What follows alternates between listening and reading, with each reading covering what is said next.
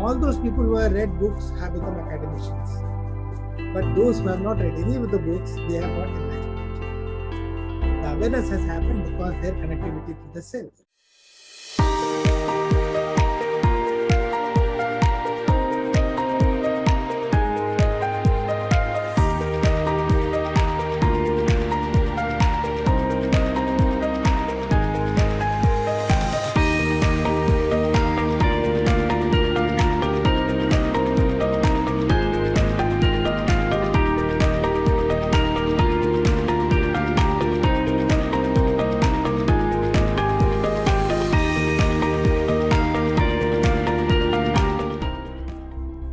Another thing is how to find myself. This is a subtle area for me. Everyone looks for it. For that kind of area, what we have to do is we have to rework on myself. Thereby, again, we'll go back to the breath. Why I keep going back to the breath is because the breath is one connecting force which I can handle easily. Just calling out a particular conscious will not work for me. I cannot call my subtle conscious, please help me out. It will not work. The breathing only tries to connect to that source. And how it connects allows me to grow also.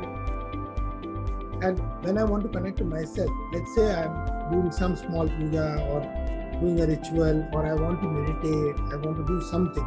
So the first process you have to do is, whenever you are doing, sit comfortably, relax your body. How do I relax?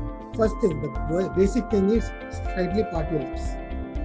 Most of the stress happens at your jawline.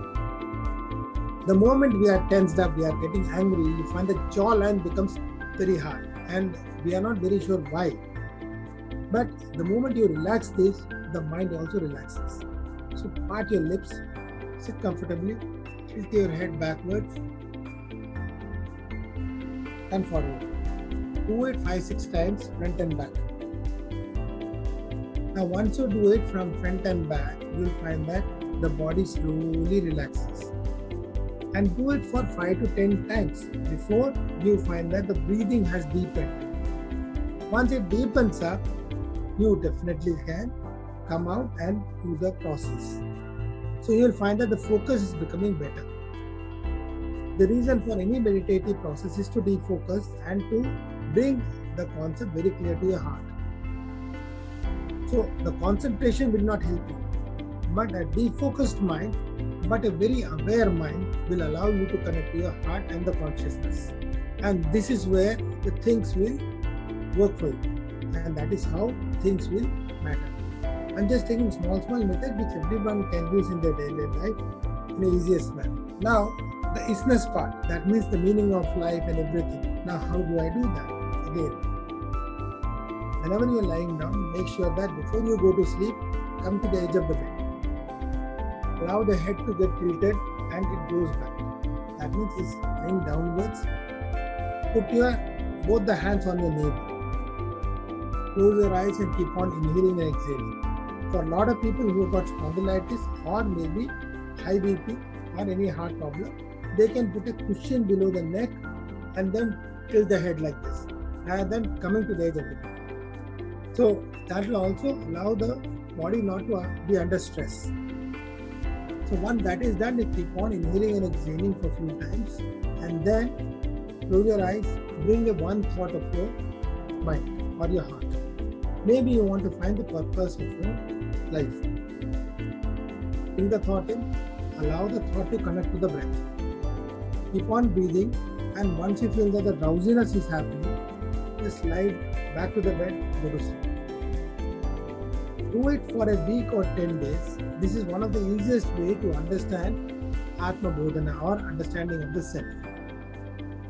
So once you come back to the bed, you will find that the energy starts functioning within you. The conscious and the breath, they simultaneously come out with different ways of words, meanings, concepts which you can relate to. And slowly you start understanding, okay, there is a purpose coming up, and somehow the surrounding also changes for you.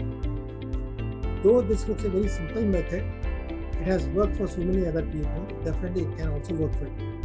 So lie on the bed, do this process and do it regularly for 8 to 10 days. Within 10 days, you will find a purpose in it. One of the easiest methods to find the isness. and which people keep on searching. You don't require books for it. All those people who have read books have become academicians. But those who have not read any of the books, they have got enlightenment. The awareness has happened because their connectivity to the self. The more I read, I try to argue. There's a logic to it. But when I become connected to the heart, somehow the heart expands and connects to my conscious. And that is where my life transforms. And that is what is required. Now, awakened state is much more difficult.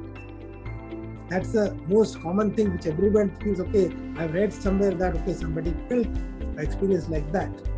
Or they got awakened by just a drop of a leaf, or they read somewhere that, okay, maybe they saw the light, maybe they got connected to it. Somebody thinks about idols also, somebody thinks about the deities also. But how do I connect to the awakened state? That again is one of the smallest method I can give is, again, I'll ask somebody to sit comfortably, and when they are sitting, make sure that you put your hands at your back and just slide yourself back. And in that, start swaying gently.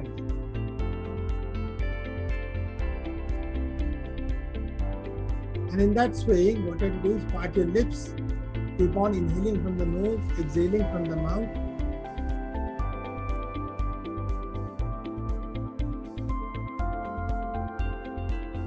And here, just have the purpose beforehand in front of you, and you suddenly find the purpose vanishes, merges back in.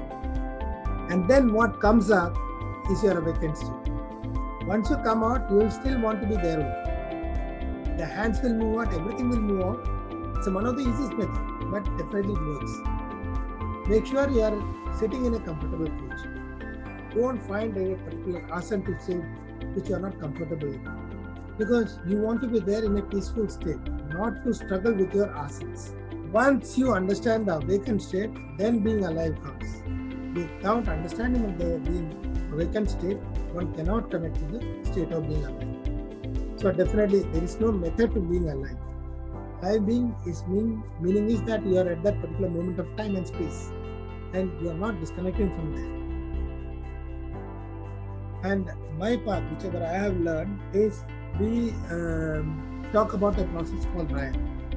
It's part of the Free Pattern, which talks about multi-layers of the consciousness. What we talk about right now is about 7 layers of consciousness. Then we talk about more than 5,449 layers of consciousness. And how one can connect to it is like peeling off the layers. And one person understands that, okay, somewhere and somehow I can connect to the levels of consciousness without having difficult postures, without doing any difficult asanas, but somehow directly communicating with my inner conscious. And that inner conscious is connecting to me to different layers of the consciousness. And each of the layer of the consciousness is going to communicate back to me. If I am more open, the communication is much more clear. The more closed I am, it goes up to a certain extent and stops. It does not force you. It's your free will to go deep and to connect. How you connect again matters to you. So it's an expansive process. Very short method. Any person can do that for 20 minutes and go deep. It was one process which again came from the 3 concepts of energy, matter and consciousness. And whatever we have been working on has been only on the energy, matter and consciousness. This was just a small presentation on the concept of consciousness.